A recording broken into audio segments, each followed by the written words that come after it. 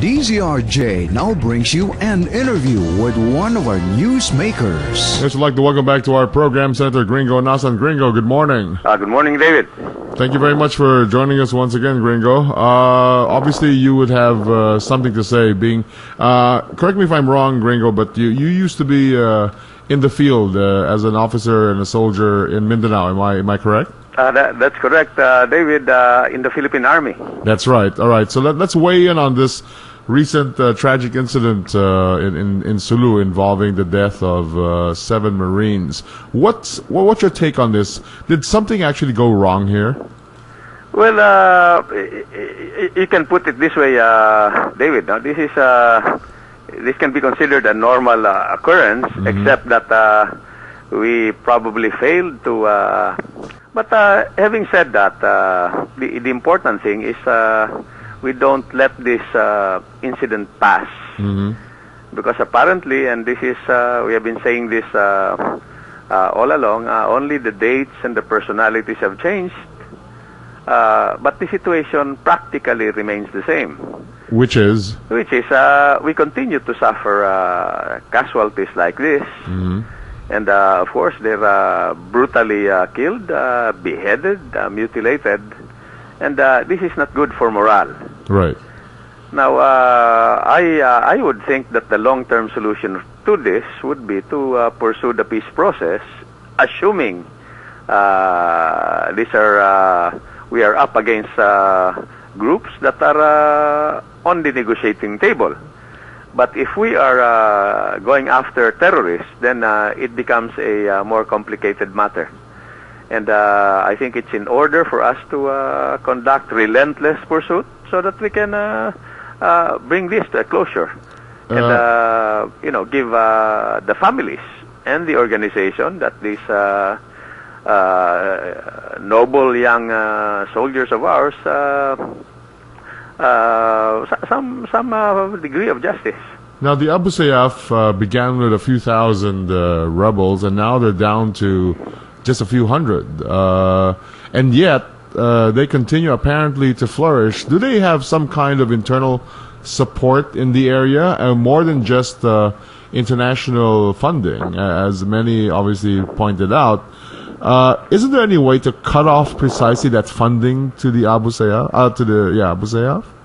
You know, David, if you are reduced to a group of 100 or 100 plus, and you have almost complete mastery of the terrain, then we have to match this capability and offset it with something else. No.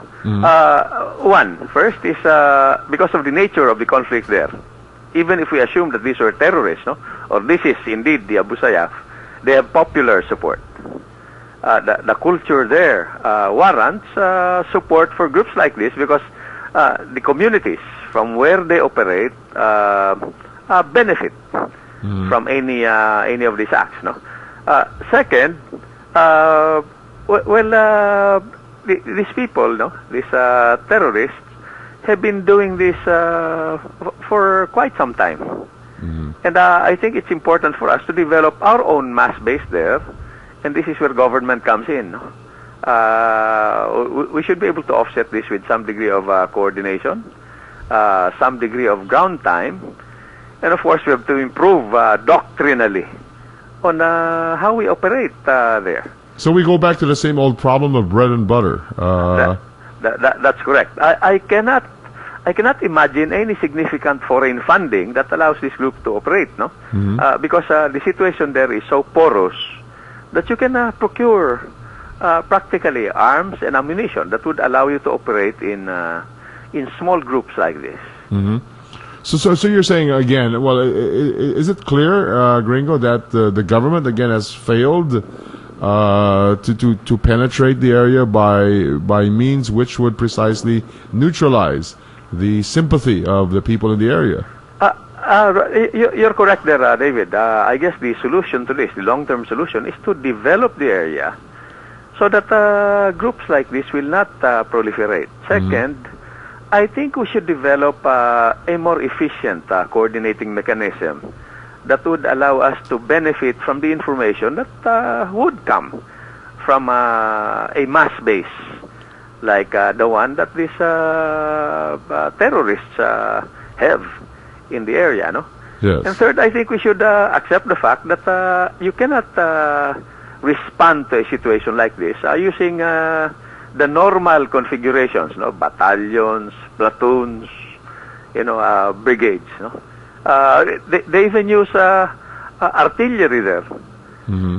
And third, David, all you have to do, I'm talking about the groups operating there, is separate the warm bodies from the firearms, Mm-hmm. and you cannot distinguish anymore between civilians, innocent civilians, and armed terrorist groups. Right. That's why we had this incident where the AFP is now left to responding to accusations of human rights violations because they tortured one suspect.